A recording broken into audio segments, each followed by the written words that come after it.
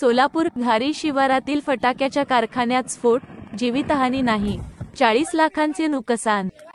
या घटनेत एकूण 40 लाखाचे नुकसान झाल्याची प्राथमिक माहिती समोर आली आहे। या घटनेची माहिती मिळताच अग्निशामक दलाच्या गाड्या घटनास्थळावर पोहोचल्या आहेत।